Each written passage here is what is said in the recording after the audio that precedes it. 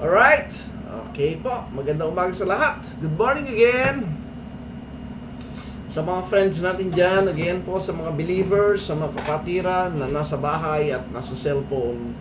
Magandang umaga sa inyo lahat. Sandali lang po, parang madilim yung aking isang ano. Anyway, okay. So mga friends, again po, it's Sunday, November 16. Palapit na naman po yung December natin mga friends. Yan, kabilis po ng araw, ano.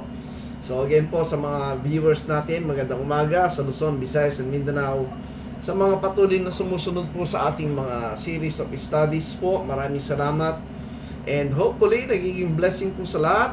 As I was always saying po, this is just a part of my personal endeavor and personal desire to study the Word of God and to minister po sa mga makakasama nating manonood.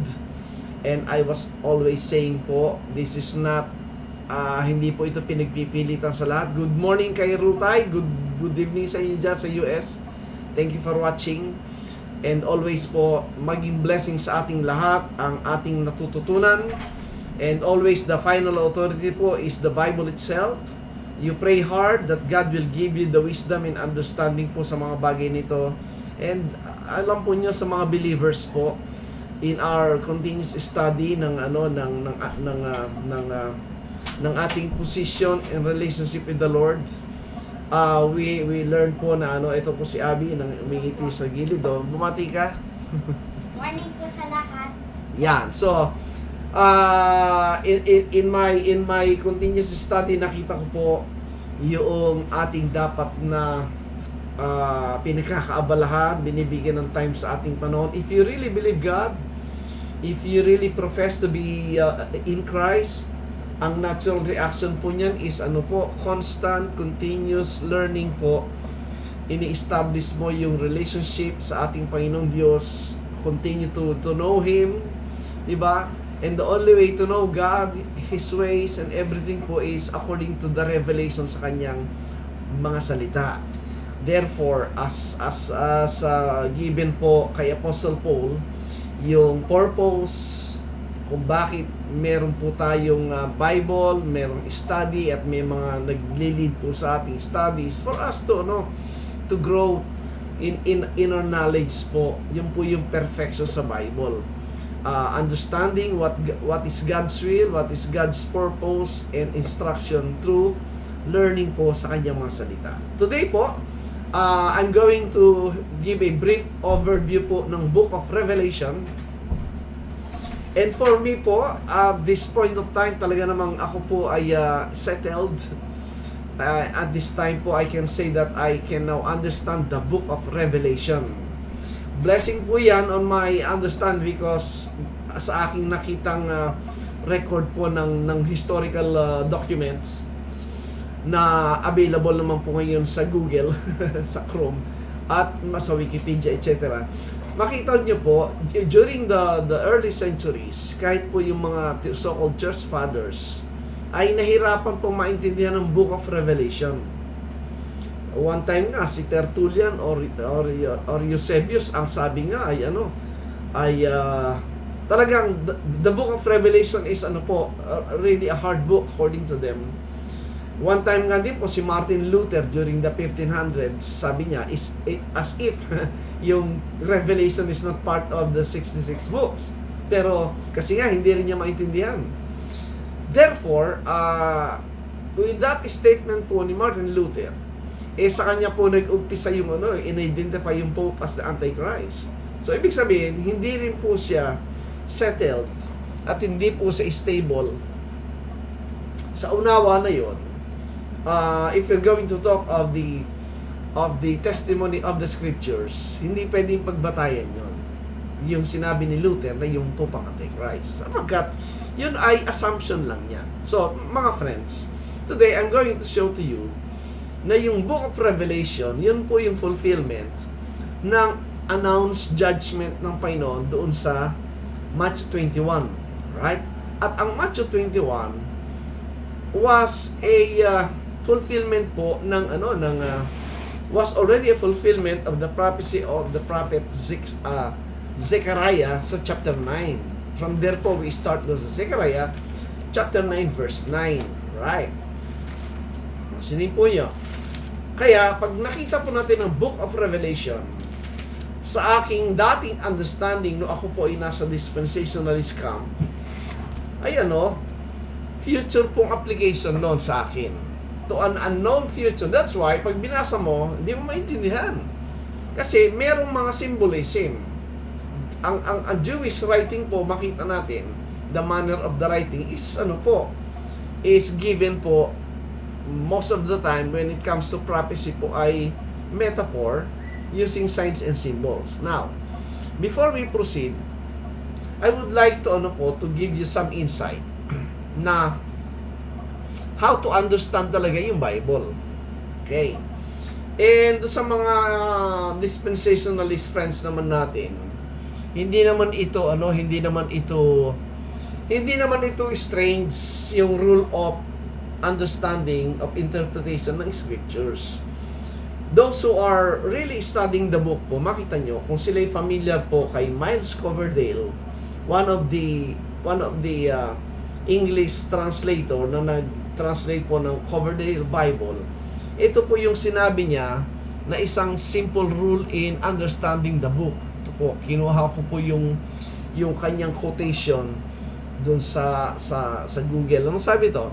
Miles Coverdale, it shall greatly help ye to understand the scriptures if thou mark not only what is spoken or written, but of whom and to whom, with what words, at what time, where, to what intent, with what circumstances, considering what goeth before and what followeth after.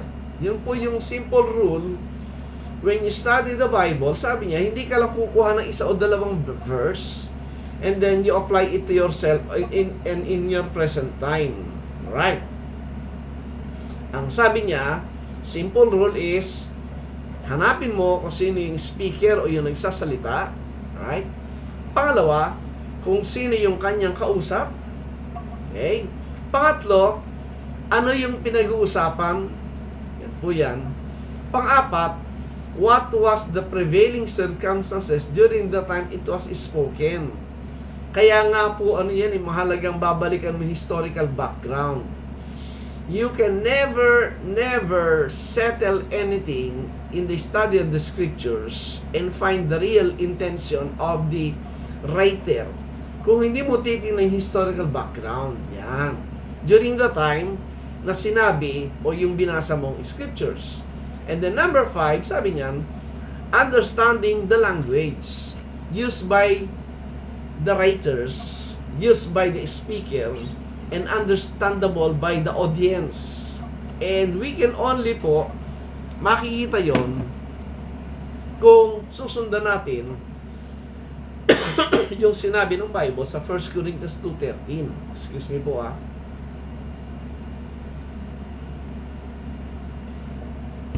Which is, ang sabi niya, nagbigay ng warning doon at nagbigay ng comparison how to take the interpretation mismo ng Diyos sa kanyang salita. Ang sabi sa 1 Corinthians 2:13, sabi niya, which things also we speak, not in the words which man's wisdom teacheth, the wisdom of man, but the Holy Ghost teacheth, sabi niya.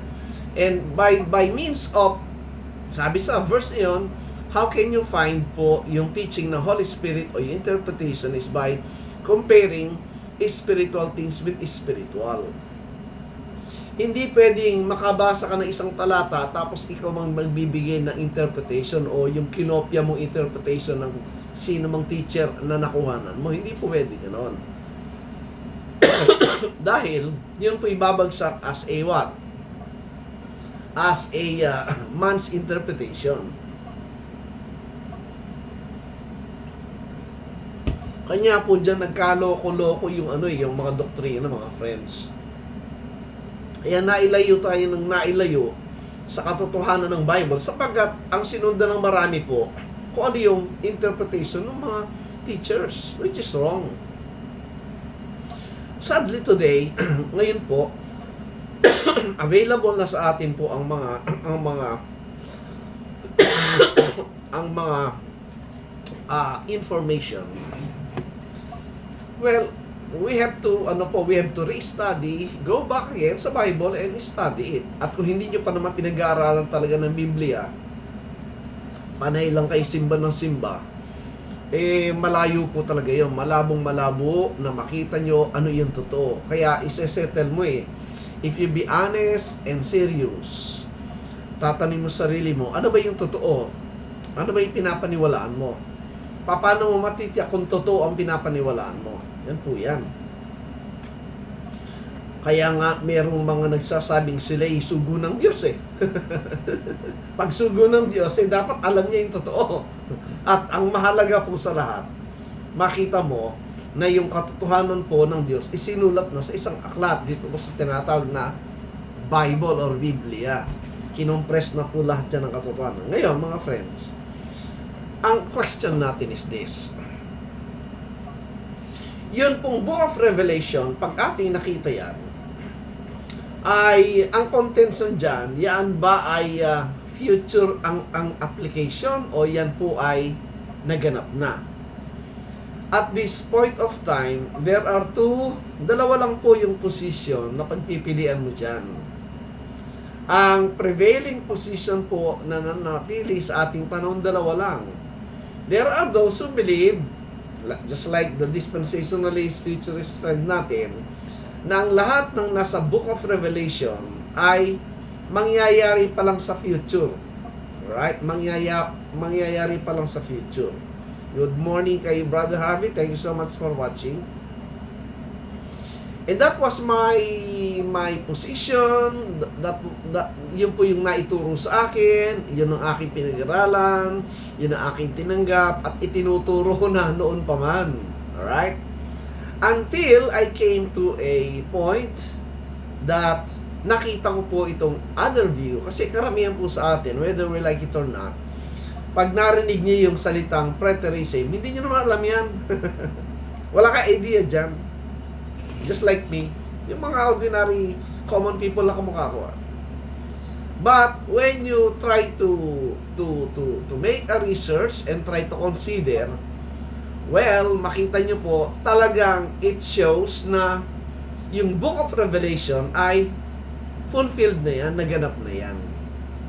And even sa preterist kami, dalawa po na camp, yung partial, sabi nila, yes, naganap na lahat, pero meron pang portion na hindi pa naganap, yung second coming.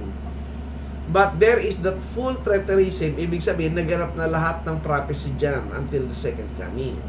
So, yan po yung binubuo po ng paniniwala nowadays. And sadly, majority po nandun sa futurist view na yung revelation do ay future pa lang. Yan. Ang nagsasabing yan po ay fulfilled na, iilan lang yan, kukunti pa lang yan.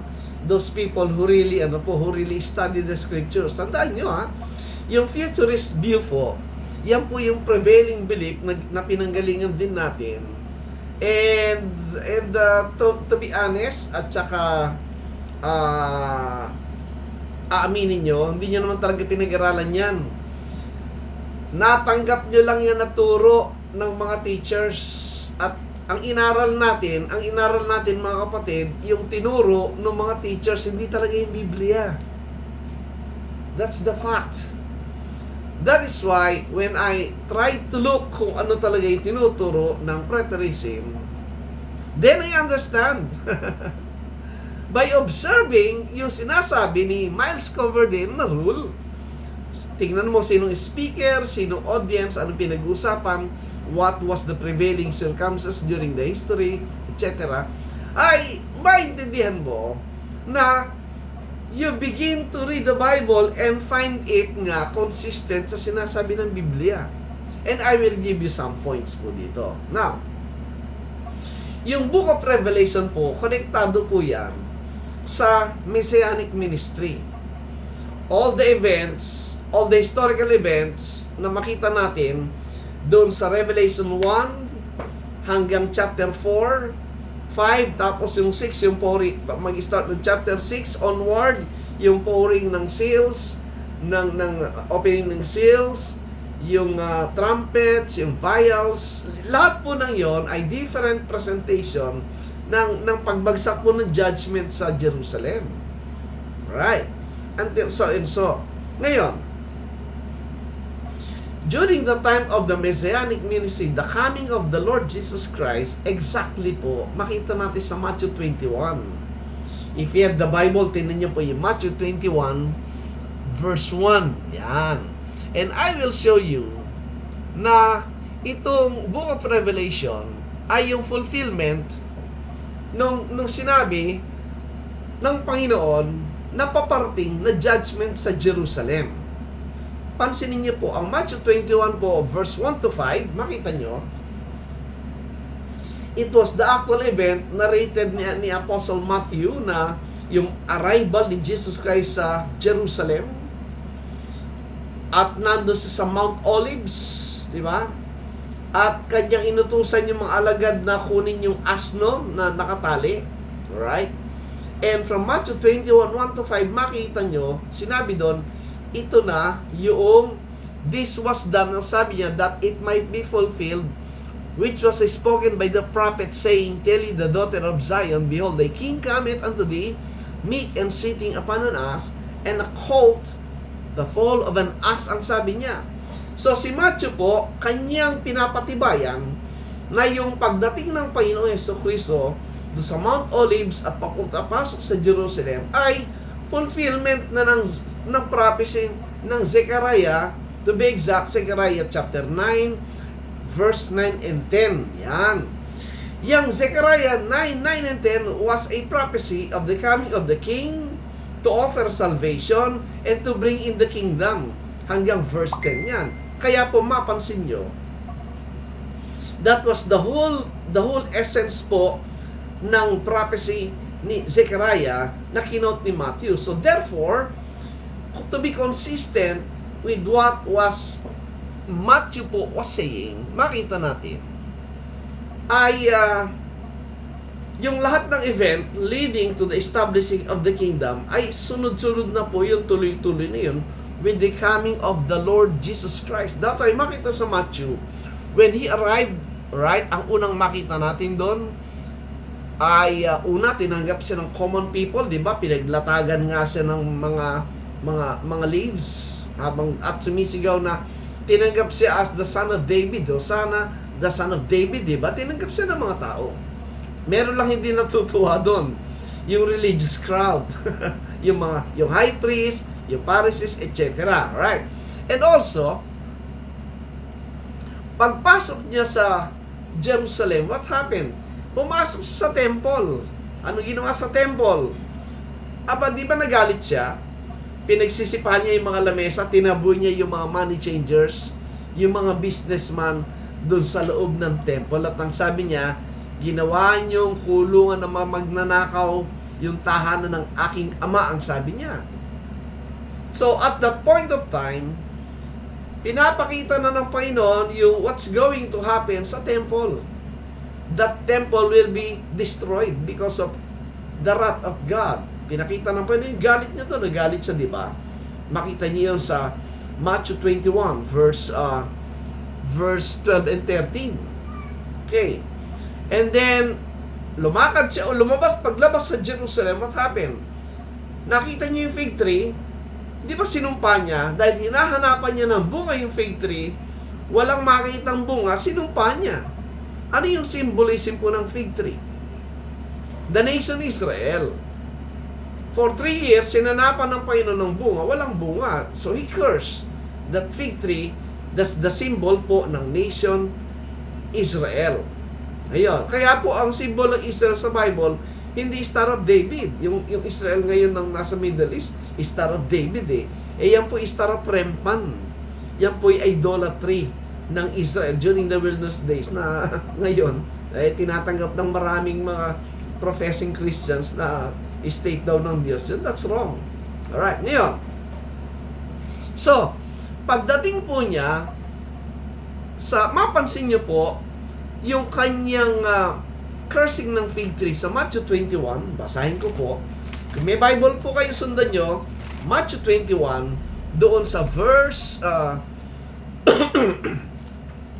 sa verse 18. Matthew 21 verse 18. Yeah, now in the morning nakita doon 18 tapos 19.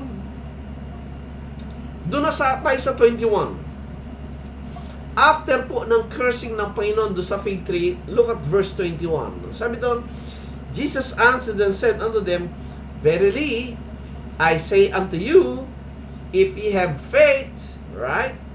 If ye have faith and doubt not, ye shall not only do this which is done to the fig tree, which is the nation Israel, but also, if ye shall say unto this mountain, Be thou removed and be thou cast into the sea, it shall be done. The mountain na tinutukoy po doon is the nation Israel. The ruling nation Israel at that time. That's the context. At sinabi, he was then announcing the removal, the destruction, the pouring in of judgment sa Jerusalem at the time. Yan po ibig sabihin ng mountain dyan. At makita natin, ang prominent mountain po dyan, mababasa nyo po yan, doon po sa Revelation 8:8, kung meron kayong Revelation po, in Revelation chapter 8, okay? In Revelation chapter 8, kaya nga po ito yung subject talaga ng Matthew 21, is the book of Revelation. Revelation chapter 8, doon lang po sa verse 7. Ano sabi ng Revelation 8:7 with regard to that mountain? Ang sabi niya, verse 8. Revelation 8:8. And the second angel sounded, right? Umpisa na nga 7 para makita natin po ang context. The first angel sounded, ito na po yung blowing of the trumpets, and there followed hail and fire mingled with blood, and they were cast upon the earth, and third part of the trees was burnt up, and all green grass was burnt up. Notice po, yung earth, that's the land, that's Jerusalem. Yung trees na tinutukoy, hindi po literal trees yan. That refers to the people in the land. Wala tayong time para pakita lahat yan, pero in some other time, makita niyo po yan. So what happens sa verse 8? And the second angel sounded as it were a great mountain, burning with fire, was cast out into the sea, and the third part of the sea became blood. Yung mountain na tinutukoy po doon ay yung nation. Bakit natin alam? Mountain was used in many cases as picture of mountain or government or authority. And at this point, yung mountain pong tinutukoy dito ay in-address, and ito po ay very familiar sa mga readers ng first century. Not unlike us, hindi natin alam yan. Because those readers po, those original audience, tandaan nyo, whenever na mabasa po yung mga figure at symbolism niyan, naiintindi nila because that was their history. And also po, the manner of the writing, the timing of the writing ng Revelation was given during the time of the rule of the Roman Empire. And they were being persecuted as believers. So that, ibig sabihin po, the writing po was given in a parang coded message na hindi maintindihan agad ng mga Romans na magbabasa. Especially, ina-identify Antichrist as Nero at the time. Right, ngayon, yung pong mountain na tinutukoy dyan to give you a scriptural interpretation, pansinin nyo po yung Jeremiah 51. Jeremiah chapter 51 verse 24, mapansin nyo, yung mountain po na identified as a nation was likened to the nation Babylon. Jeremiah 51 verse 24. Jeremiah 51 verse 24. Ano sabi sa Jeremiah 51:24? Ito po. Sabi diyan, and I will render unto Babylon and to all the inhabitants of Chaldea all their evil that they have done in Zion in your sight, saith the Lord. Talking about the Babylon. Now, 25. Behold, I am against thee, O destroying mountain. The judgment of Babylon po ay naganap wherein God identified Babylon as a destroying mountain. Right? In a symbolic form. Kaya, pag sinabi yung mountain po in that sense, especially talking about Babylon, at yung Jerusalem po was likened to Babylon, ang tinutukoy po doon is the apostate Israel na pinupronounce yung judgment nila. Right? So, in that sense, ngayon, nagpatuloy yung Panginoon, pagdating po dito, makita nyo, yung pinaka-essence po ng Matthew 21, which is the fulfillment nga po ng Zechariah, nagbigay po siya ng parable. Ito yung Matthew 21:33. Now, sundan nyo po. This is a very important passage to understand why am I saying na yung Book of Revelation ang fulfillment nitong sinabi ng Panginoon sa Matthew 21. Tignan nyo. Matthew 21 verse 33. Yan. At napapatibayan po natin dyan na yung judgment na magaganap dyan ay tanggap at unawa nung mga kausap ng mga high priest, ng mga Pharisees na sila ang pinatutungkulang tatanggap ng judgment. O, tingnan nyo, Matthew 21 verse 33. Yan, sabi dito, here another parable, there was a certain householder which planted a vineyard, right? And dig a winepress and eat and built a tower and let it out to husbandmen and went into a far country. Basahin nyo na lang po yan kasi mahaba. So, ang parable of the vineyard, pinakita na ko ngayon ang householder, ang sabi niya, which is God Himself, nagbigay ng vineyard, which is the land, the promised land, na blessed talaga sila doon. At iningatan sila, pinrovide lahat ng pangailangan, right? At iniwan sa kanila.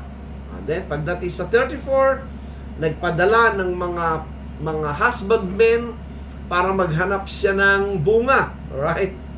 Anong ginawa ng mga husbandmen? Pinatay yung mga servants na pinadala. And that speaks of the prophets. Right?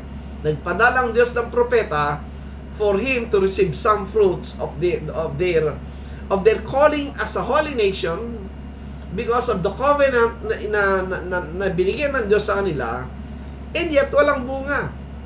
Instead of this nation fulfilling the office of a holy priest, a kingdom of priests, to witness to other nations that there is only one God. That's the issue way back then po. It's ancient Near East. You have Israel, you have Egypt, you have Babylon, you have yung Mesopotamian area na yan, Nineveh, and all the rest of the ancient Near East countries dyan na pawang mga pagans, right? And believing multiple gods, right? And they were supposed to be witnessing that the only true God is the God of Israel. But what happened? Hindi naman nangyari yun. Sila yung na-influence. Naging idolatrous itong nation na ito, right? So mabilis. So, and again, nagpadaloli ang Panginoon ng husbandmen at still pinapatay nila. Lahat ng propetang pinapadala ng Diyos sa kanila, pinapatay po nila. And the worst, the last thing na ginawa, ay sinend ng Panginoon yung Son, which is the Lord Jesus Christ. Pero what happened? Pinatay din nila, seeing that He is the heir. So, kumbaga po, itong parable na pinakita ng Diyos sa kanila, sinamarize yung kanilang, by the time that they dwell and receive all the promises of God when they dwell dun po sa promised land, until the coming of the Lord Jesus Christ. Ang haba pong history nun, in between marami nangyari doon, pero sinamarize ng Panginoon. And ang sabi, pagdating ng Son, the ultimate one, anong ginawa? And yet, they rejected the Son and they killed Him. That was the crucifixion. Now, so kaya ang sabi ng Panginoon, sabi sa Matthew 21:40, ito sundan niyo po, very important ito. When the Lord therefore of the vineyard cometh, what will He do unto those husbandmen? Yan, palagi tandaan ninyo. Yung coming ng Panginoon ay connected do sa husbandmen, which is the nation Israel. Right? At yung mga tao, mga Israelite, mga Hudyo na connected from the very beginning po ng calling ng nation Israel do sa Promised Land until they arrive again do sa Second Temple, Jerusalem, ay itong kausap at panahon ng pagdating ng ating Panginoon sa Kristo. Kaya ang sabi, pagdating ng Panginoon, anong gagawin niya sa kanila? Verse 41. They say unto him, He will miserably destroy those wicked men, and will let out his vineyard unto other husbandmen, which shall render him the fruits in their seasons. Yun, common sense. Ang sagot, siyempre, pagdating niya, ay parurusahan niya, de-destroy. Yung salitang destroy po, destruction, perish, ibig sabihin, pagdating ng Panginoon, uubusin silang lahat. Dumating yung Panginoon po during the time po ng Messianic ministry from 30 to 70 AD. Now, kaya, pagdating ng 42, ito po mga significant passages na talagang nagkukonekta sa lahat ng prophecies regarding the last time or eschatological doctrines yan of the last time. So, ang sabi ng Panginoon sa 42, to reiterate at to nail down na yung fulfillment ng prophecy and destruction was during His time. Anong sabi sa 42? 42, yes. Jesus said unto him, Did you never read, tinatanong sila, Did you never read in the scriptures, the stone which the builders rejected, the same is become the head of the corner. This is the Lord's doing, and it is marvelous in our eyes. Yon. Tandaan nyo, you cannot bring this to a future event ng so-called future. Why? Because ang nakakaalam na scriptures po, yung kausap niya mga Israelite, hindi yung mga Gentiles. At sila, ang nakakaunawa nung ibig sabihin ng stone. Yung stone po dyan, you don't need to go there, mahaba yan. Basahin nyo na lang sa Daniel chapter 2, ay merong prophecy concerning the destruction of the Gentile empires. And when the stone came, which is the Lord Jesus Christ, that's the time of the feet, which is the Roman Empire. Kaya po connected lahat ang ating prophecies na yan. Sa ating study, kinoconnect po natin lahat yan for us to get yung talagang statement or teaching mismo nagmumula sa Bible for us to realize and understand yung kanilang interpretation. Yung po tinatag na exegesis. From the scriptures is kinukuha natin yung tinuturo ng scriptures for us to receive it. Ang man's wisdom po, yung eisegesis, ibig sabihin, mula sa isip niya, ini-input niya yung isipan niya doon sa scriptures. And that is very wrong. Hindi tayong sumulat ng Bible. It is God's book. Ibig sabihin, if God is the author at pinagtiwala sa mga writers, dito natin kukunin yung ibig sabihin ng lahat ng bagay na yan. Yun po yung learning. Yun po yung receiving knowledge. Hindi yung sa yung ipapasok mo doon. Hindi naman ikaw sumulat niyan. Kaya, everyone na gagawa ng ibang interpretation is out of line na yon. Ibig sabihin, he doesn't respect the authority ng scriptures. Pero dito po, in-announce mo po yung coming ng stone. At pagdating po ng stone, pag binasa yung Daniel 2, doon na po yung sa time ng feet. At ang feet po is the Roman Empire. Alright, now, tingnan nyo, ang sabi niya, sa verse 43, Therefore, sabi ng Panginoon, conclusion, Say I unto you. Again po, pag nagbabasa tayo ng Bible, tingnan nyo po yung mga pronouns. Ang first person pronoun yung nagsasalita. Yung second person pronoun yung kausap. Yun pong you ay second person plural pronoun. Wala po tayo dyan. Tayo po, kung malalagay man tayo dyan, dapat tayo yung them. Dapat talagay dyan, Therefore say I unto them. Ibig sabihin, hindi pa tungkol sa kausap niya, kundi sa future. Hindi naman po nakalagay them. Nakalagay you. Yung kaharap niya, yung kausap niya. Alright. I hope masettle po yun. Sa mga friends kasi nating futurist, hindi ina-analyze yun kasi nakapin na sa isip na yun na silang kausap, which is very, very wrong.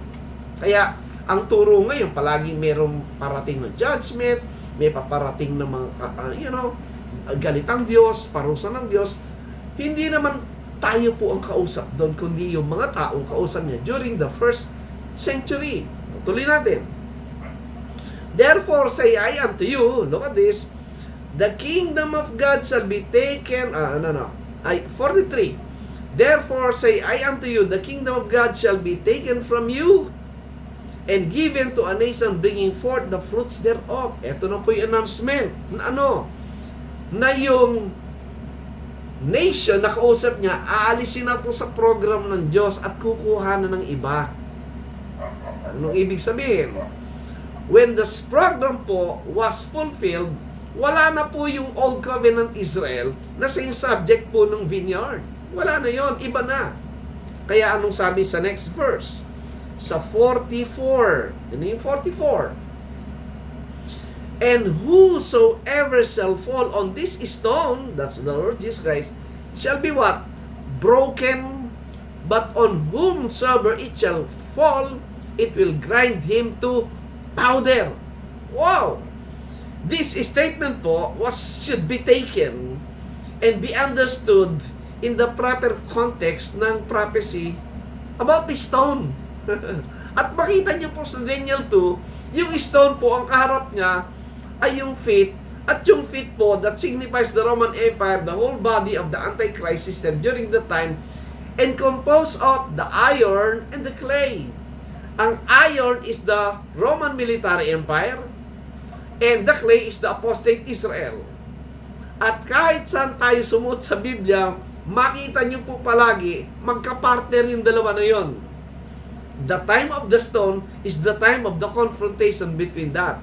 Kaya sinabi niya, yung babagsakan nun, gudurugin niya. Eksakto yung po yung sinabi sa Daniel 2, 33, 34, pababa. Yan po aking makita. And then, alam niyo po yung next verse, 45.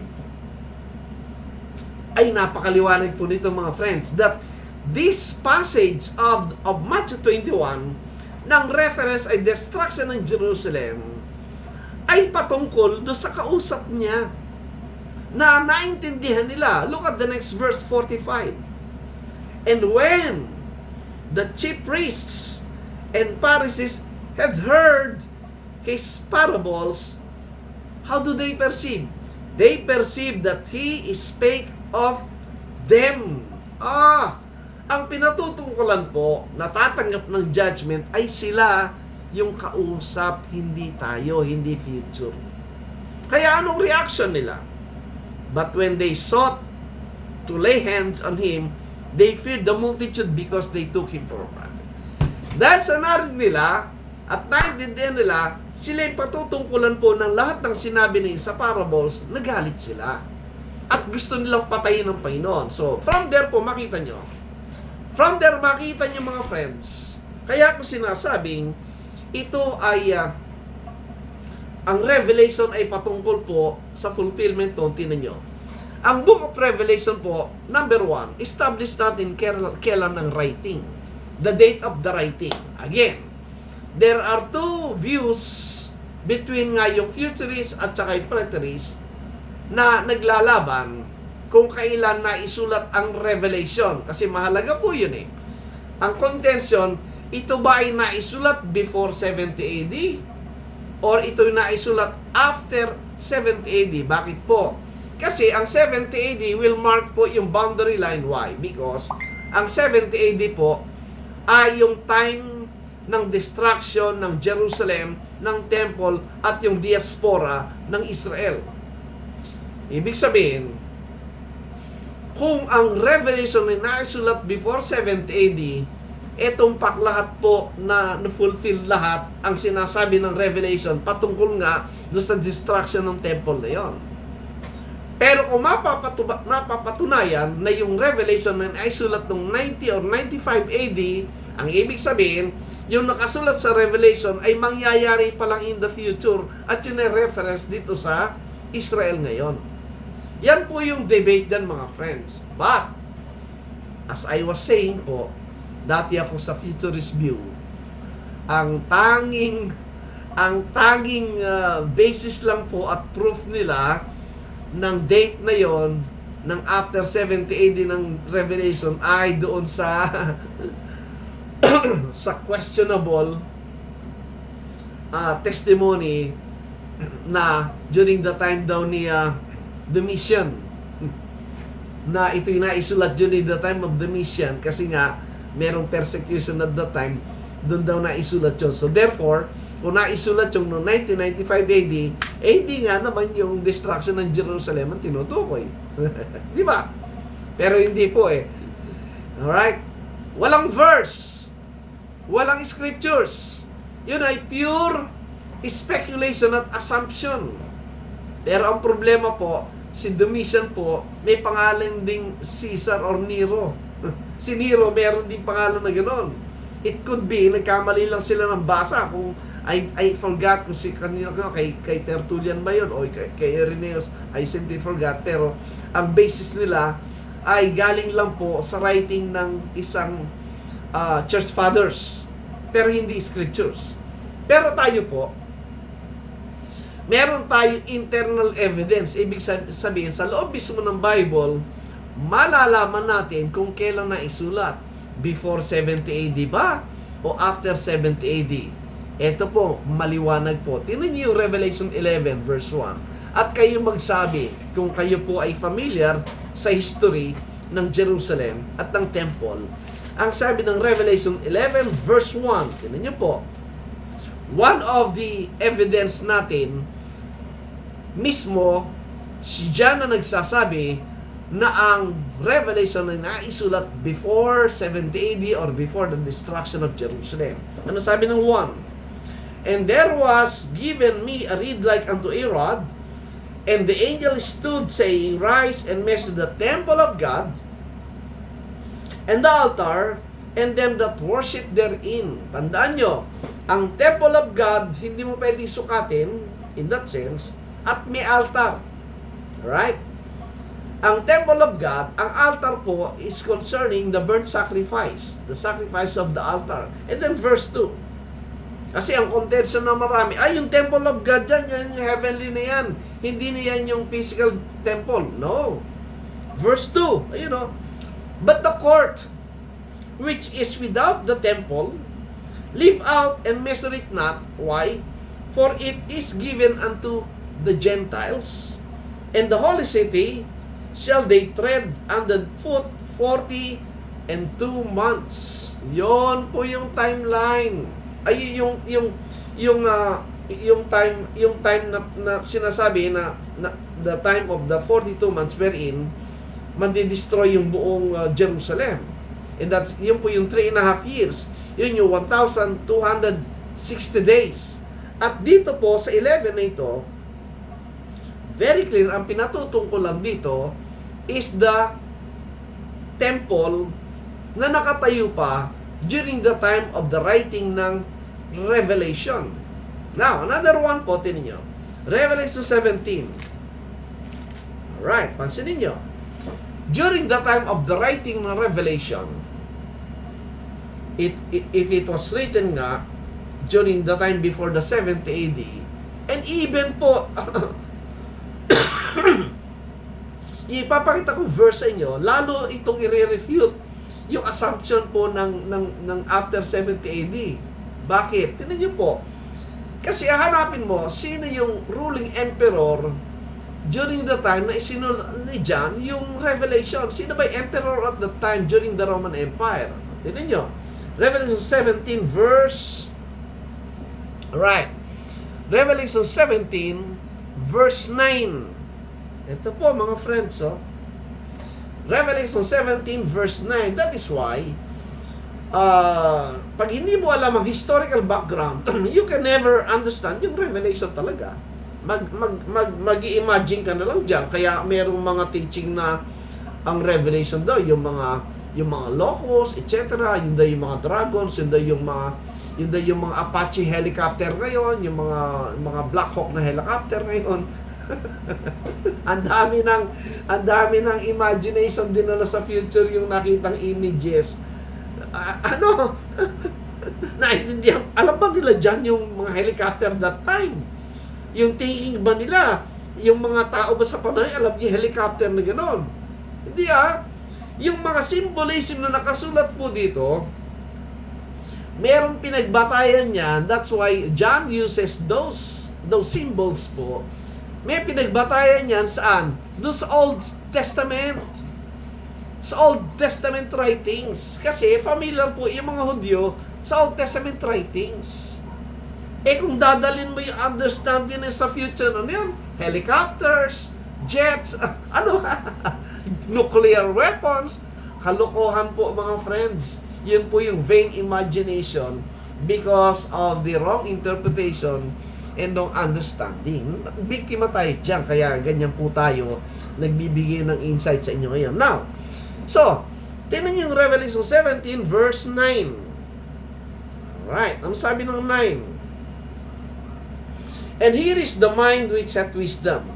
The 7 heads are 7 mountains on which the woman seated. Pansinin nyo, pinakita po yung 7 heads as picture of the Antichrist. And the 7 heads po, makita nyo to, sabi, yung 7 heads dinefine as the what? The 7 mountains. Alam naman natin yan, kahit i-google nyo, in ancient times, during the time of the writing, alam nilang lahat, pag sinabing 7 mountains, it talks about the 7 hills of Rome. Yan po yung identity, yung Rome po yan, the 7 hills of Rome. At ang sabi, on which the woman seated. Sino yung woman na tinutukoy? Yung 17 po, it speaks of the mystery Babylon. Sino yung woman that seated on Rome? Apostate Israel, kaya nga partnership po sila. Dadating po tayo doon. Ngayon, next verse. Ito yung time. Sino yung emperor at the time of the writing ng Revelation? Look at this. And there are 7 kings. Again, you have to study yun po history ng Rome. Rome was then an agrarian kingdom until ang unang king po si Romulus, kaya tinawag na Rome, until it became a republic, kaya nagkaroon ng mga senators, right? Until it became a military empire, starting from who? You have Julius Caesar, number 1. You have Augustus, number 2. You have Tiberius, number 3. You have Caligula. Then you have number 5, we have Claudius. Number 6 is Nero. And number 7 is Galba. Diyan po tayo. At tingnan nyo. During the time of the writing nitong Revelation, ang sabi ng 10, there are 7 kings. Yung ating binanggit kanina. 5 are fallen. Nung sinusulat po yung Revelation, yung 5, patay na ang sabi niya. Fallen, they are dead. At ang sabi niya, and 1 is, yung 1, yung ika-6, kasi patay na yung 5, ang nananatili, yung number 6. At ang sabi, 1 is, pag nakita niyo po yung is, that is in the present tense, talking about, ang nag-exist, ang nananatiling emperor at that time, itong number 6. At sino yung number 6 emperor? Nero. Well, look at this history. So, during the time of Nero, si Nero po, naghari siya from 54 AD hanggang 68 AD. Nagpakamatay o pinatay. Still po, debate yan eh. Pero the point is, naging emperor siya ng 54 AD at namatay siya ng 68 AD. So, give or take, kung naisulat yung Revelation, let's say 65, 67, 68 AD, it could be. So, ibig sabihin, bago po na dumating yung 70 AD, bago nasira ang temple, naisulat na po yung Revelation. And that is galing po sa loob mismo ng Bible ang dating natin.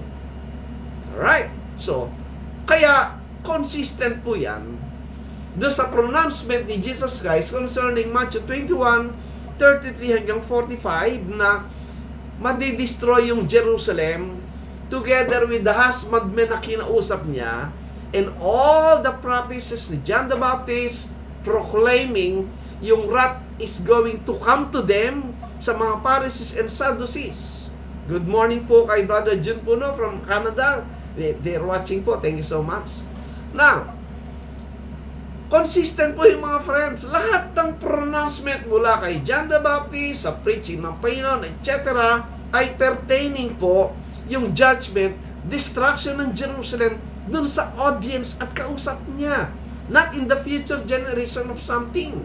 Kaya tinan nyo, Matthew 21, in-announce na po yung destruction ng Jerusalem. Matthew 23, in-announce na po yung destruction din ng Jerusalem. Basahin niyo po, Matthew 23:32 pababa. Yung sinawag na damnation of hell, referring to these people, kausap niya, specifically these people who killed the prophets, the apostles, the Lord Jesus Christ, at specific sinabi, yung Jerusalem will be destroyed in that generation. Maliwanag po, kahit anong palipitin mo doon. Pagdating ng Matthew 24, yun na po yun, the end of everything. Ngayon, tinan nyo. Kaya, pag binasa natin ang Revelation consistent, nakita natin, the time of the writing is during the time of Nero. The time of the writing was during the time na nakatayo pa yung temple. Therefore, if it was written during that period, let's say 70 AD is the fullness of the judgment. If this was written around 65, 64 AD, well, makita natin, ito yung sinabi ng Revelation.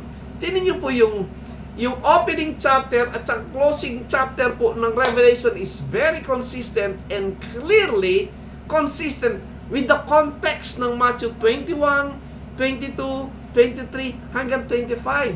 Which is the destruction of Jerusalem. Tingnan nyo, Revelation chapter 1, if you have the Bible po, if you have the ballpen, isulat nyo. Good morning po kay Ma'am Vivian David.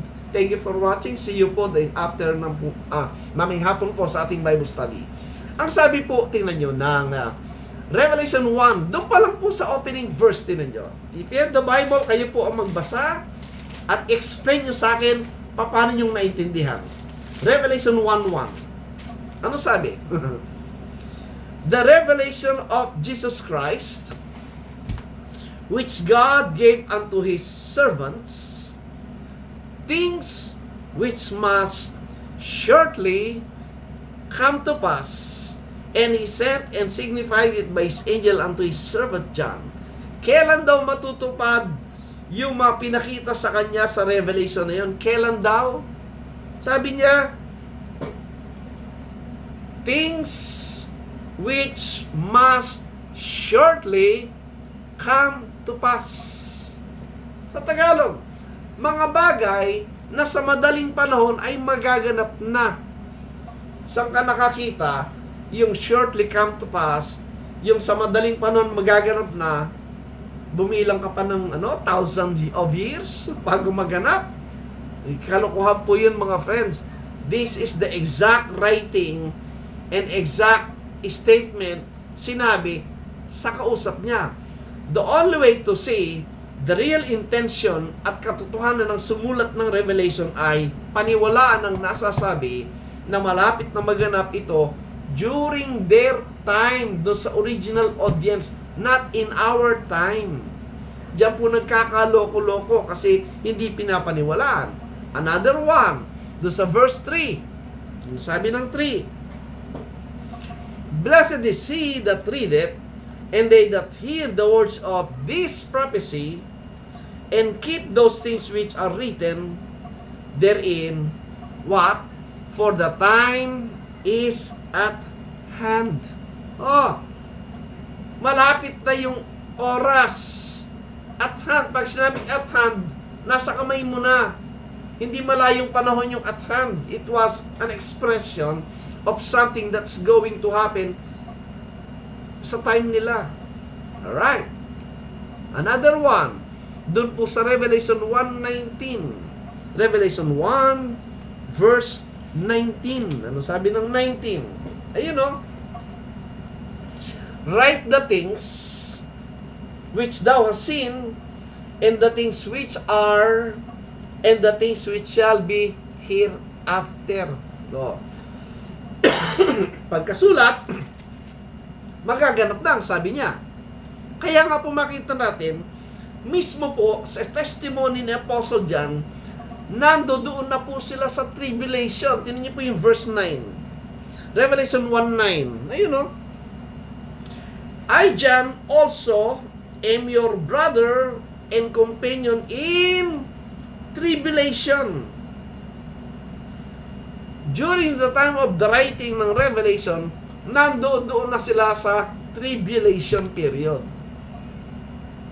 Pero, meron pa parating na Great Tribulation period. At ang tribulation po, ito po ay sangkap ng covenant, ng curses, patungkol sa Israel. Hindi tayo kasama doon. Ang tribulation po, para sa Israel yan, hindi sa atin. Israel, nung Old Covenant. I hope you're getting this. Because, ang tribulation po, sangkap yan ng covenant nila. Hindi naman tayo kasama sa covenant. Why we should put ourselves doon sa covenant nila ng curses? Hindi naman tayo kasama doon. Yun po yung problema ng mga nagtuturo ng malapit na yung tribulation, malapit na yung Antichrist. Hindi po nila naintindihan ang sinasabi nila at hindi nila pinag-aralan yan. Kinopya lang nila yan, dinikta lang sa kanila yan ng tagapagturo nila na brainwash ng Scofield Bible. Yun lang po yun mga friend. But that is not the teaching of the scriptures. Now, tingnan nyo again. So, ang opening chapter speaks of must shortly come to pass, the time is at hand, which shall be hereafter, ang sabi niya. So, opening chapter pa, and consistently po, doon sa closing chapter, doon sa last chapter, ganun din po yung sinasabi. Sa introduction pa lang, sinabi, lahat ng bagay ito mangyayari na sa panahon nyo. Malapit na. After po na naisulat na lahat at sinabi na lahat, closing, inulit niya. Ayun, tinan nyo. Revelation 22 verse 6. Ayan. And he said unto me, these saying are faithful and true, and the Lord God of the holy prophet sent his angel to shew unto his servants the things which must shortly be done. Liwanag po nun. Ano ibig sabihin? Yung mga bagay na sa madaling panahon ay magaganap na. Very clear po mga friends yun. Asan pa? Next verse. Revelation 22:7. Ayun o. Behold, I come quickly. Kahit saan mo pa ikot-ikuti yung pagsabing quickly, mahabang panahon ba yung quickly? Mabagal ba yun? Pag quickly, madaling panahon, malapit na yung kanyang pagdating during the time of the writing ng Revelation. Right? Ano pa? 22 verse 10. Verse 10. And he said unto me, seal not the sayings of the prophecy of this book. Why? For the time is at hand. Sapagat malapit na yung panahon, ang sabi ni John, nung sinusulat niya, na magaganap yung lahat ng bagay nito. Another one, Revelation 22 verse 20, inulit po niya. In-emphasize ng Panginoon itong 20 na ano, he which testifieth these things saith, surely I come quickly. Amen. Even so, come Lord Jesus. He will come what? Quickly. Kaninong time? Sa atin? O sa time nila? Kung sa atin, naku po, ang dami nang nagsasabing malapit nang dumating ang Panginoon.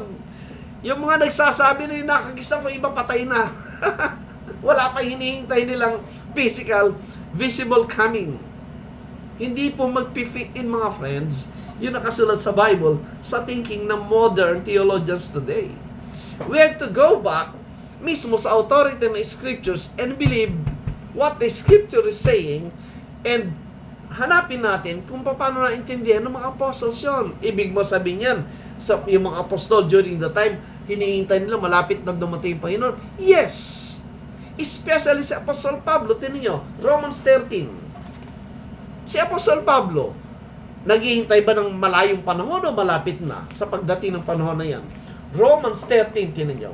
Ang testimony po, ang ating evidence, hindi galing sa speculation, hindi galing sa newspaper, hindi galing sa television. Yung mga friends natin dyan kasi, ng mga futurists, ang proof nila, yung newscast, mga newspaper. Tignan nyo, Revelation 13. 13 verse 11. During the time of the writing ng mga passages ng scriptures do, malapit na talaga hinihintay nila, sabi ng 11.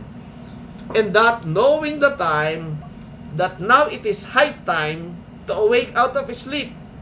For now is our salvation nearer than we believe. O sa mismo si Pablo, sabi niya, malapit na yung ating kaligtasan, hinihintay kaligtasan po ng kanilang persecution na nararanasan mula sa mga Hudyo at Roman Empire.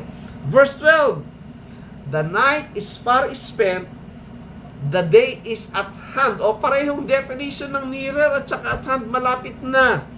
Let us therefore cast off the work of darkness, let us put on our armor of light. O sa mga friends, sa opening and closing chapter ng Revelation, parehong sinasabi, malapit nang maganap ang mga bagay nito. Sa katapusan ng aklat, sa last chapter, magaganap na ang mga bagay nito. Eh, bakit mo dadali sa future na hanggang ngayon hindi pa nagaganap? Come on. So, we're out of time. Magkakaroon tayo ng part 2 po nito. So, na-establish natin ang Matthew 21, basahin nyo po yung Matthew 21, nakita nyo po, yun ay fulfillment ng prophecy ng Zechariah chapter 9, verse 9 and 10, bringing salvation and bringing kingdom, but together with that is the judgment, the destruction of all covenant Jerusalem, Israel. These are the these are the husbandmen, unfaithful husbandmen, ang sabi, papalitan sila. Pagpapalitan sila, they're going to be destroyed and be replaced with the new one, the new Israel of God, which is heavenly one. At maliwanag po doon sa context na yon, yung naganap nung 70 AD sa Jerusalem, ay applicable sa mga kausap niya, kaya nag-react yung chief priest, yung high priest, yung mga Pharisees na nagalit sa kanya kasi naintindihan nila sila yung pinatutungkulan. And then dumako tayo sa Revelation. And na-establish natin that the book of Revelation was written before the 70 AD. Right? Internal evidence. Hindi speculation. Hindi assumption. Number 2, nakita natin yung fulfillment ng lahat na nakasulat na yan, in-emphasize mismo sa opening chapter at sa closing chapter ng lahat ng bagay na yun ay magaganap na sa madaling panahon. Therefore, mga friends, if you will take the authority of the scriptures, majority of the professing Christians who believe in the futurist revelation of fulfillment nito ay in error. Kaya, ang kaakibat ng mga katuruan nila ay nas error din. Right? That's why, mga friends, if you really believe the Bible, believe what is written. And I'm sure, makita po natin ang mga bagay na yan. So, it's already 11:35. We will continue this po, part 2 ito next Sunday. And I hope maging blessing po sa ating lahat. And I am so confident today that the Bible is inspired.